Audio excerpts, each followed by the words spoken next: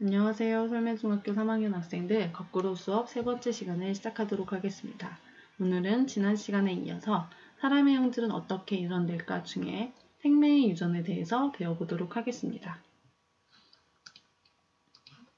자, 요 그림이 보이시나요? 요 원안에 숫자가 보이죠? 자, 어떤 친구들은 요 숫자가 잘 눈에 구별이 잘 안 되는 친구들도 있을 거예요. 그 친구들은 생명이라고 생각을 하면 돼요. 근데 이 생명은 여자보다는 남자에게서 더 많이 나타나게 돼요. 자, 그 이유는 우리가 이제부터 살펴보도록 하겠습니다. 자, 자기가 생명이라고 걱정하는 친구들이 있어요. 근데 생명은 전혀 걱정할 게 아니랍니다. 자, 예전에는 생명이라고 이 빨간색이랑 초록색이 구별이 잘 안 되니까 신호를 못 봐서 운전면허를 못 딴다. 그런 소문도 있었는데 전혀 근거가 없는 소문이고요. 생명이더라도 운전면허는 딸 수 있답니다. 자, 운전면허는 운전 실력만 좋으면 돼요. 자, 왜 생명이 여자에게서보다 남자에게서 더 많이 나타나게 되는지 그 이유를 알기 위해서 우리는 사람의 유전자부터 먼저 살펴보도록 하겠습니다. 사람의 유전자는 예전에 쌤이 얘기했었는데 46개예요. 그 중에 44개는 사람의 모양이나 형질을 결정하는 상염색체가 되고요. 나머지 2개는 여자인지 남자인지 결정하는 성염색체가 됩니다. 그래서 여자인 경우에는 XX 염색체를 가지고 있고요. 이게 성염색체가 되겠죠. 남자인 경우에는 XY라는 성염색체를 가지게 됩니다. 자, 근데 여자는 난자를 만들어내고 아빠는 정자를 만들어내죠. 그래서 여자 같은 경우는 생식세포가 되면 염색체가 반으로 줄어드니까 22개의 상염색체와 하나의 성염색체, X염색체, 그리고 남자 같은 경우는 22개의 상염색체와 성염색체인 X, Y를 만들어내게 됩니다. 그래서 X염색체와 Y염색체가 결합을 하게 되면 아들이 나오게 되는 거고, 아빠의 X염색체와 엄마의 X염색체가 결합하게 되면 딸이 나오게 되는 거예요. 자, 여기서 보면 X염색체는 이렇게 조금 크게 생겼고 Y염색체는 이렇게 조그맣게 생겼답니다.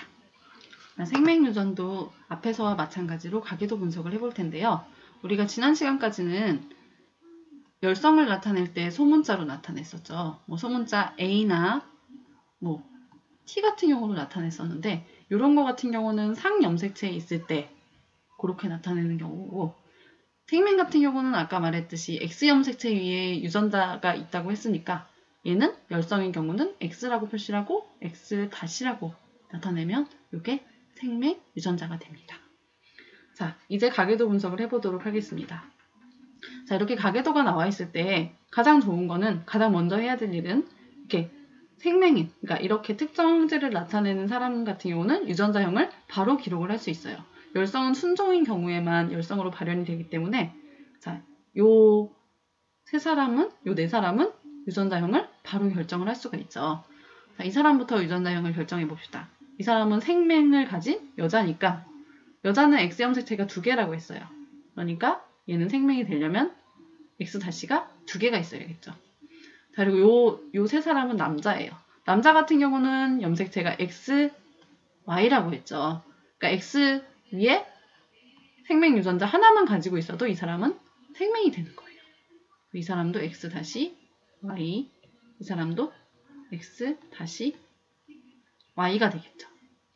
자, 이렇게 해놓고 나머지 정상인 사람들을 분석해 보도록 하겠습니다.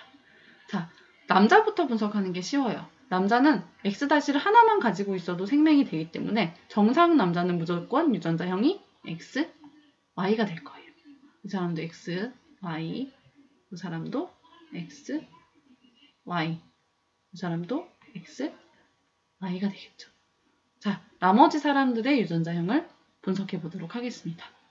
자, 요 생명 유전에서는 잊으면 안 되는 게 있어요. 사람은 엄마한테서 하나, 아빠한테서 하나를 받아와요. 자, 그러면 이 사람을 결정해 볼게요. 이 사람은 여자죠. 여자니까 아빠한테서는 Y를 받아오면 안 되고 X를 받아와야 되죠. 아빠한테서 X를 받아왔어요. 엄마는 둘 다 X-를 가지고 있으니까 이 사람은 요 생명 유전자를 하나 가지고 있는 보인자라고 하는 사람이 될 거예요. 이 사람도 마찬가지로 여자니까 아빠한테서 X, 엄마한테서는 X 다시를 받아오겠죠. 자, 그리고 나머지 사람들을 결정을 해보도록 하겠습니다. 자, 요 사람은 어떻게 될까요? 요 사람은 여자죠. 엄마한테서, 아빠한테서 우선 X를 받아왔어요. 자, 엄마한테서 X를 받아올 수도 있고 X 다시를 받아올 수도 있죠. 자, 엄마한테서 X를 받아오게 되면 XX가 될 테고 엄마한테서 X 다시를 받아오게 되면 X 다시가 될 테니까 요건 아빠한테서 받아온 거, 요건 엄마한테서 받아온 거. 요것도 정상이죠. 생명이 아니고. 그러니까 요 사람의 유전자는 XX나 XX 다시가 됩니다. 자, 그리고 나머지 사람들을 결정해 보겠습니다. 이 사람도 아직 뭔지 몰라요. 자식들이 전부 다 정상이기 때문에. 그래서 엄마가 XX, 순종인 경우도 있을 거고 엄마가 생명 유전자를 하나 가진 보인자일 수도 있을 거예요. 그래서 엄마가 이렇게 XX의 경우는 얘는 X 다시. 엄마한테서 하나, 아빠한테서 하나. 자, 얘도 엄마한테서 하나, 아빠한테서 하나. 이렇게 가능하겠죠. 그러면 엄마가 XX 다시일 경우도 봅시다. 얘는 정상이니까 무조건 아빠한테서는 X 다시를 받아왔으니까 엄마한테서는 X를 받아와야 할 거예요. 이 경우도 마찬가지로 여자니까 아빠한테서 X 다시를 받아오고 엄마한테서 X를 받아오면 정상이 되겠죠. 그러니까 이 두 사람 같은 경우는 유전자형이 XX 다시가 가능한 거죠. 조금 어렵죠.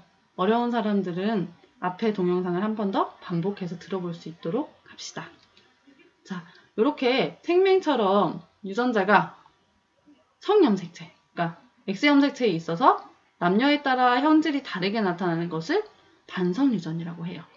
반성유전. 자, 근데 이 반성유전이 또 뭐가 있냐면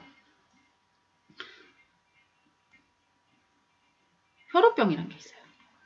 혈우병.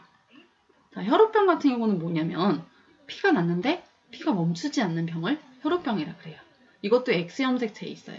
그래서 남자 같은 경우는 이렇게 X-를 하나만 가지고 있어도 혈우병 환자가 되는 경우고 여자는 X-를 2개 가지고 있어야 혈우병 환자가 되겠죠. 근데 이런 아기 같은 경우는 대부분은 엄마 뱃속에서 사산이 된대요. 그래서 여자는 거의 혈우병 환자가 없고요. 남자는 가끔 가다가 나타나기도 합니다. 자, 오늘 반성유전인 생명에 대해서 배워봤는데 앞에 뭐 미맹유전이나 혈액형 유전보다 조금 어려울 거예요. 하지만 수업 시간에 한번 활동을 해보고 모르겠으면 한 번 더 동영상을 반복해서 들어볼 수 있도록 합시다. 자, 이상으로 거꾸로 수업 3번째 시간을 마치도록 하겠습니다.